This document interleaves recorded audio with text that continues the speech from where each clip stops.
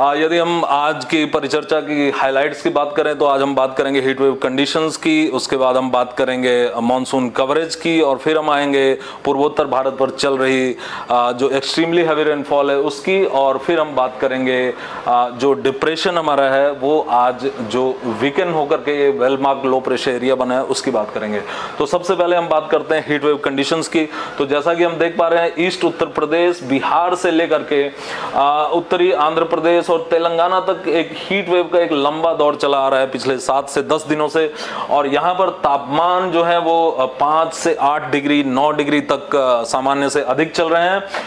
और वहीं पर यदि हम देखें तो जो हमारा पश्चिमी भारत है वहां पर साइक्लोन बिपरजॉय के लैंडफॉल की वजह से गुजरात पर, और इसका जो रेमिनेंट, इसका जो अवशेष था उसके मूवमेंट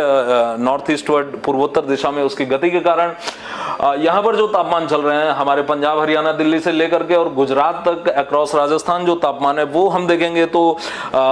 इसके ठीक विपरीत वो 5 से 10 डिग्री सामान्य से औसत से कम चल रहे हैं। तो इस तरह की एक बहुत ही विलक्षण किस्म की स्थिति आप यहां पर देख सकते हैं तापमानों को लेकर के। हालांकि अच्छी खबर यह है कि आज चूंकि भारी वर्षा दर्ज की गई है गंगीय पश्चिमी बंगाल पर, और काफी गतिविधि हुई है उड़ीसा पर भी, और साथ ही साथ उत्तरी तटीय आंध्र प्रदेश पर भी। तो अब ये जो हमारा हीट वेव का जो ये पूरा क्षेत्र था, गैंगेटिक वेस्ट बंगाल, उड़ीसा और तटीय आंध्र प्रदेश का उत्तरी हिस्सा, इसमें आज किसी भी तरह के हीट वेव रहने की संभावना नहीं है, सिवाय हमारा जो उत्तरी आंतरिक जो उड़ीसा है उसके कुछ एक हिस्से संबलपुर के आसपास के हिस्सों को छोड़ दिया जाए तो हालांकि पूर्वी उत्तर प्रदेश, बिहार, झारखंड और छत्तीसगढ़ और कुछ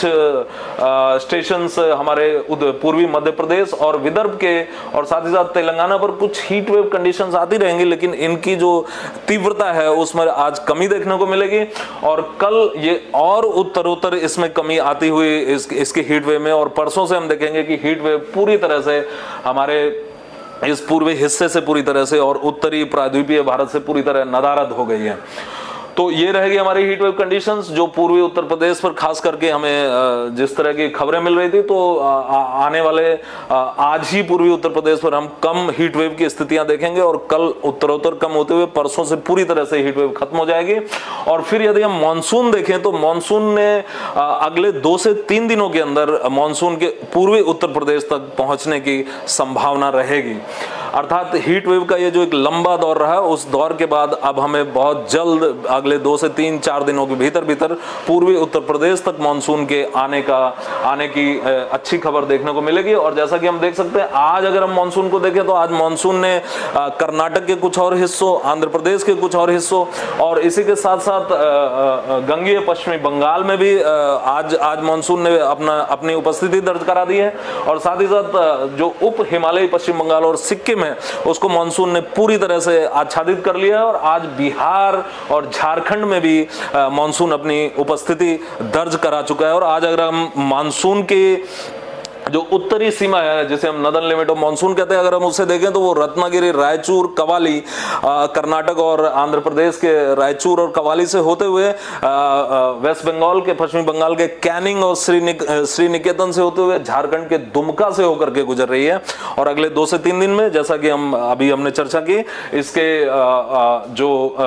गंगीय पश्चिमी बंगाल के कुछ और हिस्सों, बिहार और झारखंड के कुछ और हिस्सों, और साथ ही साथ उड़ीसा और पूर्वी उत्तर प्रदेश के कुछ हिस्सों को इससे मानसून द्वारा आच्छादित होने की संभावना है, और साथ ही साथ कर्नाटक और आंध्र प्रदेश के भी कुछ और हिस्सों को ये अपने आगोश में ले लेगा।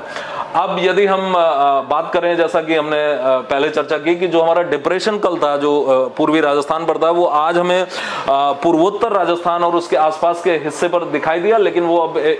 कमजोर होकर के एक well marked low pressure area, जिसे हम कहते हैं सुस्पष्ट अल्प दबाव का क्षेत्र, उसमें वो तब्दील हो चुका है। और इस well marked low pressure area के प्रभाव में जैसा कि हम देख सकते हैं कि जो अभी हमें राजस्थान पर एक्सट्रीमली हेवी फॉल्स देखने को मिले हैं, आज भी हमें 30 से 35 सेंटीमीटर सेंटीमीटर तक की वर्षा दक्षिणी राजस्थान के जालौर और सिरोही जैसे जिलों पर देखने को मिली है। तो कल जो हमारा सवाई माधोपुर और सवाई माधोपुर के साथ जो हमारा बूंदी जिला है, इस पर आज हमें भारी से अति भारी और साथ ही साथ अत्यंत भारी एक्सट्रीमली हेवी फॉल्स 20 सेंटीमीटर से ज्यादा की वर्षा,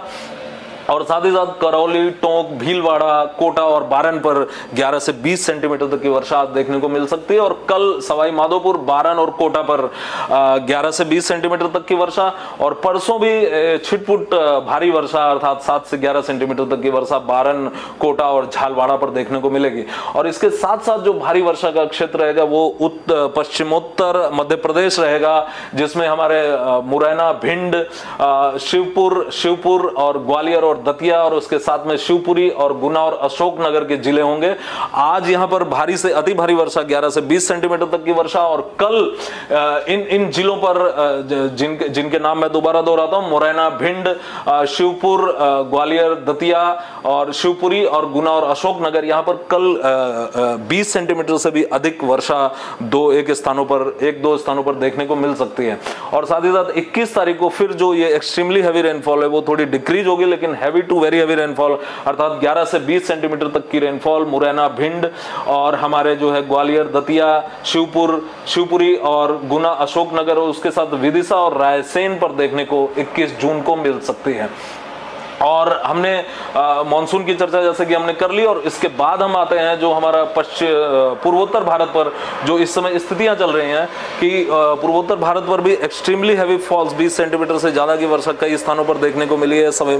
उप हिमालय, पश्चिमी बंगाल और सिक्किम पर, और उसके साथ साथ मेघालय और पश्चिमी आसाम पर। तो ये जो स्थिति है, अगर हम पश्चिमी आसाम और मेघालय की बात करें तो अगले 2 दिनों तक यहाँ पर एक्सट्रीमली हैवी फॉल्स देखने को मिलते रहेंगे। हालांकि कल से इसकी तीव्रता कम होगी, और इसलिए आज हमने यहाँ पर रेड कलर देकर के कल हमने इसको ऑरेंज कलर किया है, और परसों से जो इसका कलर होगा वो पीला कर दिया गया है। और लेकिन जो उप हिमालय, पश्चिम बंगाल और सिक्किम है, यहाँ पर अगले 3 दिनों तक अनवरत रेड कलर अर्थात 20 सेंटीमीटर से ज्यादा की वर्षा की संभावना बनी रहेगी। तो आज के लिए बस इतना ही। कल हम फिर मिलेंगे अगले 5 दिनों की मौसम परिचर्चा के साथ। तब तक के लिए धन्यवाद।